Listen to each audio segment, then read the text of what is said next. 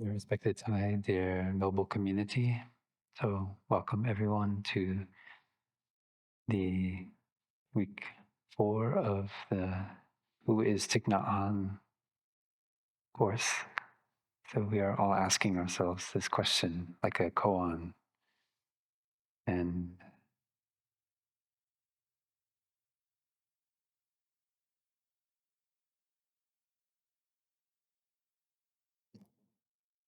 I feel so grateful to be part of a spiritual community that is practicing to be free from any dogma or ideology, to be free from fear. And every day I actively take refuge in this community, take refuge in the Sangha. And when I do that, I feel stable. I feel like I'm not a separate self.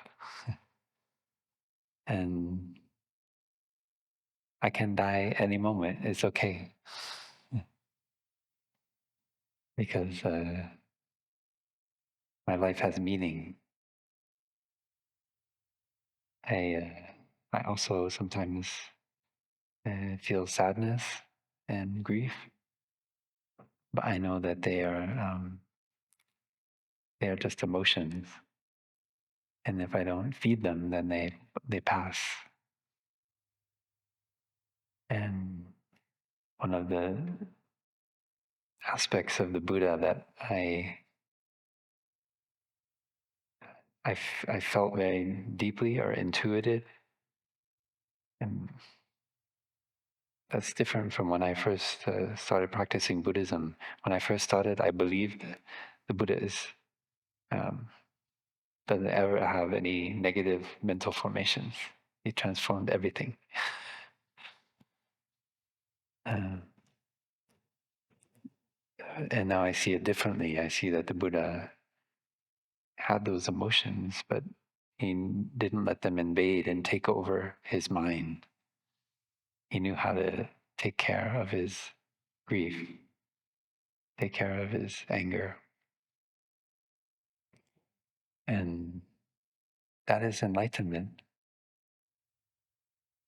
He said, if you know how to suffer, you suffer less.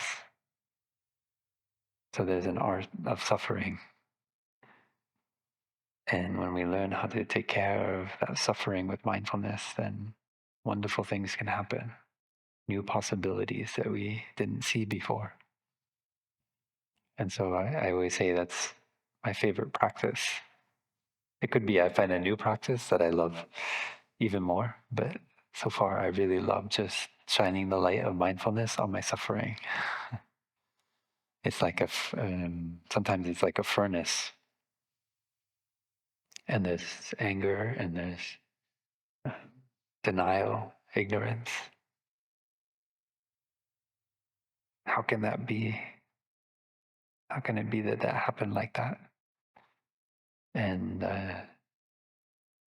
I see that emotion, and I say, yes, you are ignorance. I know you. You try to hide yourself. How many of you have seen the Wizard of Oz? I think many of us. So at the end, there's a big Wizard of Oz up on the kind of on the wall, and Dorothy and the Scarecrow and the lion and the Tin Man, they're so terrified of the wizard that they see this giant apparition.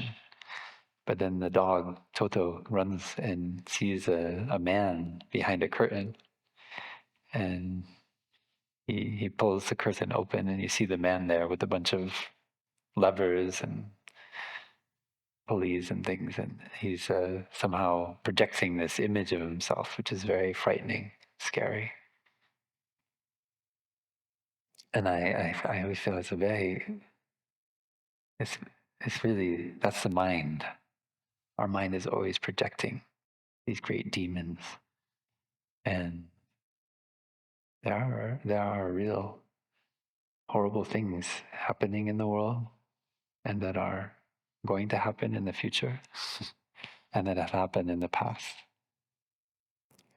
So, but what do we make of it in our mind?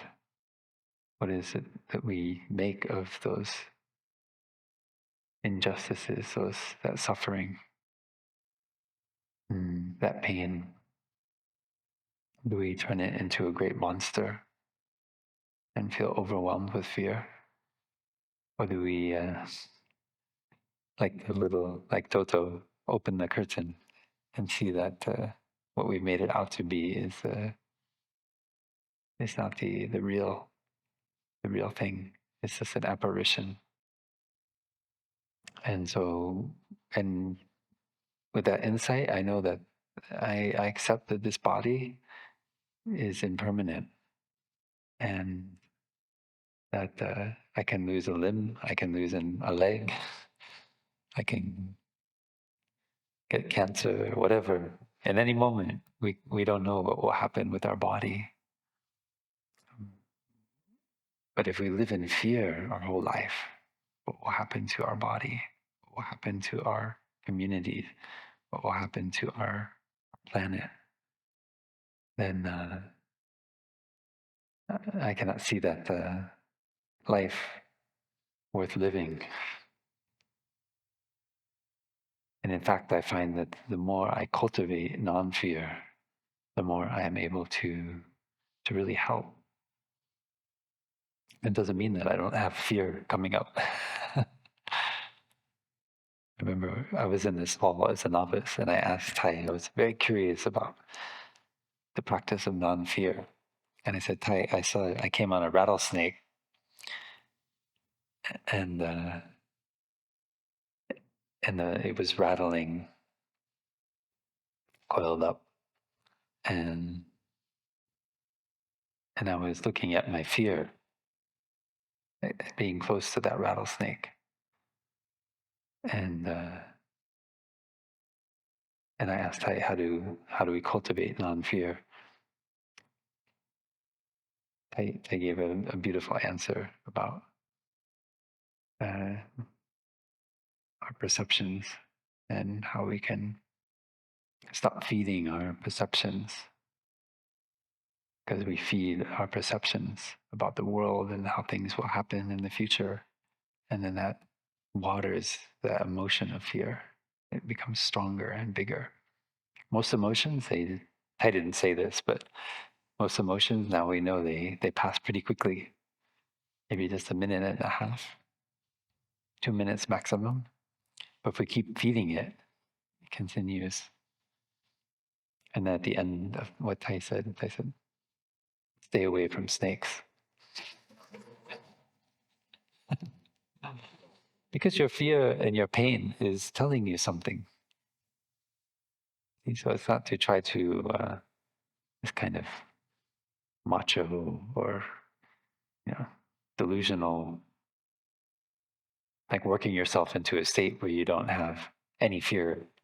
That's just not very intelligent at all.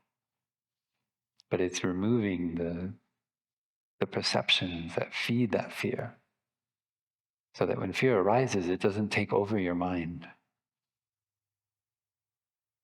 And as we grow and we become more mature, we see that there are many things we'll encounter in our lives that have never been seen before by human beings on this planet. And there's no easy answer. There's no ready-made response. So if we don't know how to take refuge in our own intuition,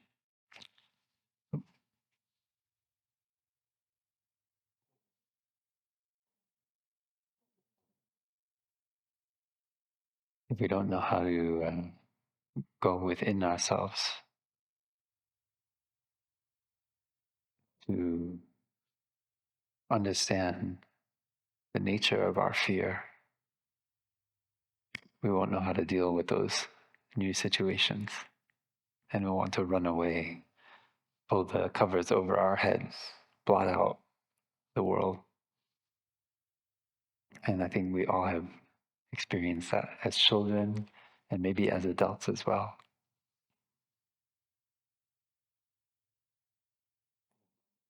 So as we continue to look into Thai's life, we see over and over again he faced his fears, very challenging fears. We learn about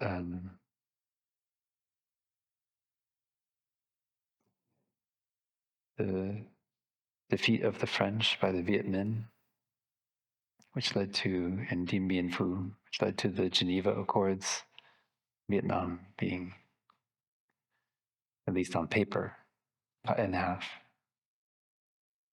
Not exactly half, but a north and a south. And hundreds of thousands of refugees moving across the country to one side or the other. Very difficult times. And so when we look at our times, we may have a lot of fear coming up, but we may put ourselves in tight situations where soldiers were shooting at the root temple, leaving bullet holes. Later, we'll, in the 60s, the Thai's life will learn about when someone threw a grenade into Thai's hut and it bounced off the curtain, which was open. Actually, Thai was not in there. So we need to learn to befriend our fear if we really want to go deeply into how we can help this world and offer a positive response to the very challenging situations that we're facing today with increasing wars, political instability. And it says in the 8 realizations of great beings, which is a wonderful text I encourage you to study in our chanting books. Political regimes are subject to fall. And that also means the ones that we like and the ones that we don't like. So we cannot find stability in a government or a ruler. And that is sustained, that taking refuge in the Dharma, in a political or any other kind of institution has sustained the Sangha. Even sometimes the Sangha has become very small. But because the Dharma is still there, it grows again. And depending on causes and conditions. And so in this course, as we continue to see Thai's path and how Thai grows in the midst of historical forces which are not separate from Thai, and that become Thai, they become what we think of as the Master Thich Nhat Hanh. We can remember that we are also thrust into that situation where we find ourselves today. And if we learn how to truly take refuge in the Dhamma, we can find solidity, find peace and happiness. And we can actually be effective in making a change. That's what I've learned more and more every day. But I can say that last night I laid there and I said, no, now it's real. Practice isn't just for exercise anymore. Yeah. Because sometimes I thought there was some part of me, it's still like, no, we're just testing this out, see if it works. And okay, suddenly felt like this is not an experiment anymore. This is the real deal. And I was a little bit surprised because I thought that wasn't there, that there wasn't some part of me that was still trying to be the observer, looking on history from a good distance, from a computer screen, on Wikipedia or from from the comfort of my warm bed covers, reading a book. It's just, you can read it. The story is there. Story that you read, the story of history over and over. But this is history. And how we live this moment, as Tai told us, is a legend. It makes it a legendary moment, the way that we live this moment. And so what's going on here at Deer Park is historical. And we are all part of that history. We are creating a, a good kind of history, a nourishing kind of history. The kind of history that so many future generations will be able to take refuge in. And Tai is also aware of that. As you start to notice the way Tai is living, the way Tai is learning.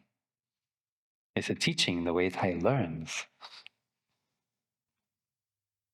And as we look at it now, we just see, just like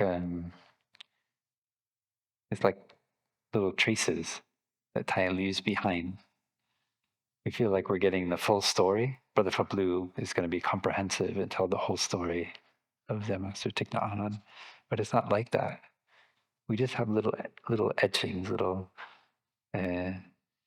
like when you walk by a tree and you leave a little mark as you pass by, and then you try to see, what did that mark mean? What was I feeling at that time? What was the experience like?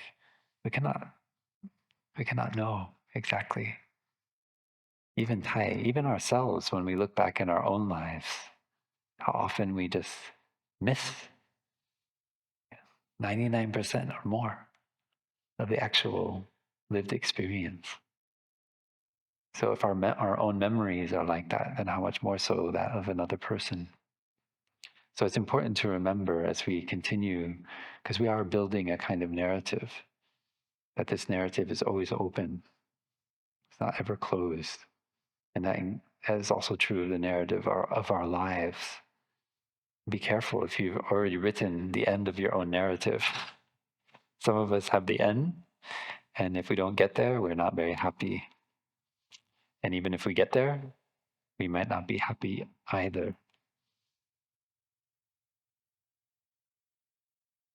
So we treat Tai with the same respectfulness. That we cannot reduce his path to a narrative. And that is the way in which I'm trying to do teach this class. So we're telling stories together. And those stories can help us to go deeper on our own path.